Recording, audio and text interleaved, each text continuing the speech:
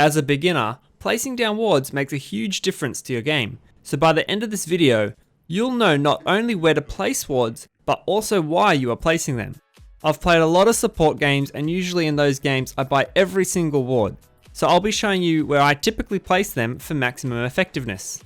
Also, make sure to hit the like button and subscribe if you want to see more videos like this one.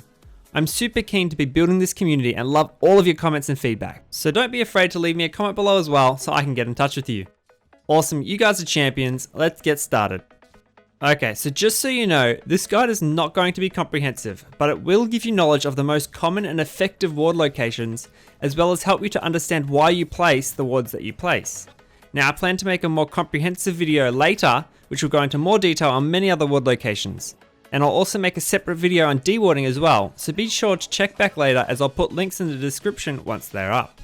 Now when it comes to warding, it is important to know why you are placing the ward where you are placing it, and this is my first point. Wards are a limited resource, so you need to be careful about their placement so that you don't waste them and can get maximum value out of them. When I place wards, I like to ask myself, why am I placing this ward? And if I can't give myself a good reason, then usually there's a better location for it. Now, wards are used for gathering information such as enemy movements and rune spawns.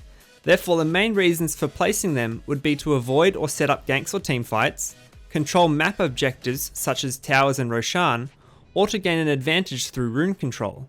So when you go to place your ward down, think to yourself, why am I placing this ward?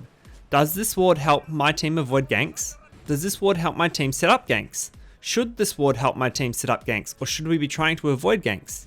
Now there's times when you will need defensive wards and times you will need offensive wards. So be sure to think to yourself what sort of advantage the ward is supposed to give you, and if it will benefit the team or if there's a better location for it. I'll give you an example. Say you want to push the enemy's safe lane tier 1 tower, and you need to know if the enemy is defending their tower or not. You already know that the enemy has one hero here, but you've also recently seen 2 enemies in their off lane and a mid hero in mid. Now there are at least 2 ward locations, but probably more, that will assist you here.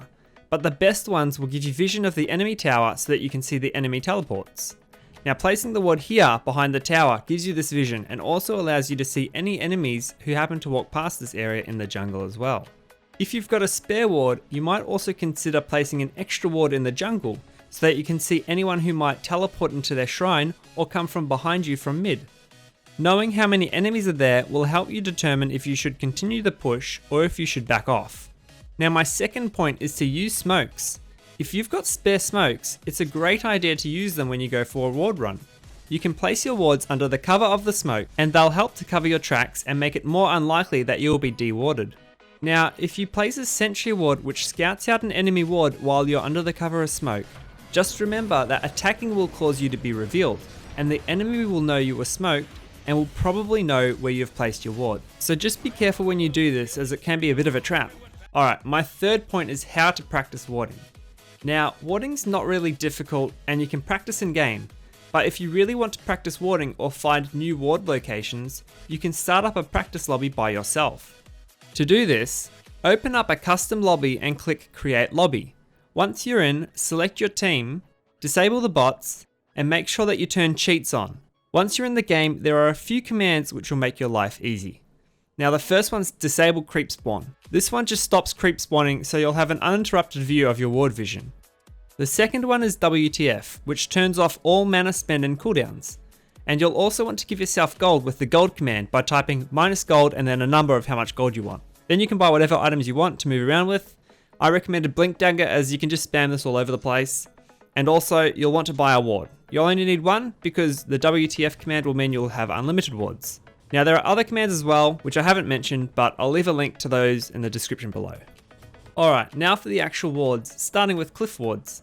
There are 6 cliff ward locations, 3 on the Radiant side and 3 on the Dire side. These are the strongest wards you can place, as they give you huge vision over all the surrounds. At the same time, they are also the weakest wards you can place, because they are the most easily dewarded due to being a very common ward location. In addition to these cliff wards, there are 4 more cliff ward locations around the edges of the map. These ones are often referred to as Tinker wards, as they are typically used to catch Tinker or other split push type heroes when they're hiding in the trees. Now I've highlighted all of these on the map so feel free to pause the video here if you need more time. Alright, now mid wards are fairly straightforward.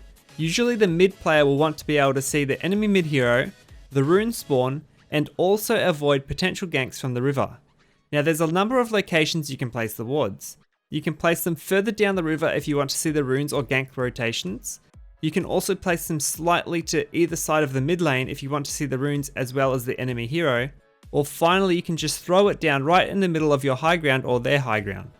Each one has its use, so ask your mid player where they want the ward or just think to yourself which one might be the most helpful to them at that particular moment.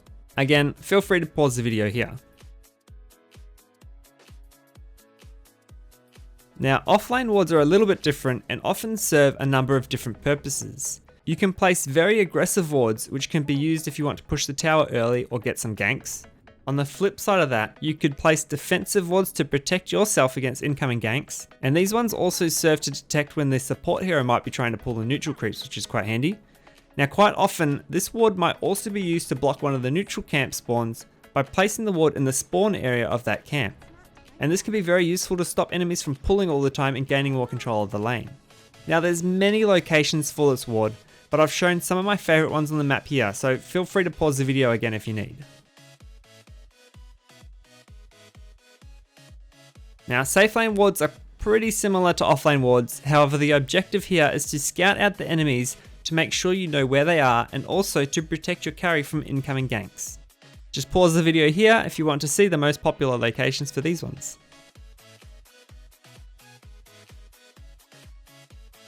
Thanks for watching everyone. If you've enjoyed the video or found it helpful, make sure you hit the like button. I want these videos to really make a difference to your gameplay, so if there's someone you might know who might also find this helpful, please share it with them. I'll release a video every Friday, so make sure you subscribe and hit the bell to turn on notifications so you never miss a video. Also, I just wanted to let you guys know that I've been playing a little bit of DotA Underlords recently and it's pretty cool. Leave me a comment below and let me know what you think of it if you've given it a go. Thanks everyone for watching, I'm Blake Unlively, and God bless.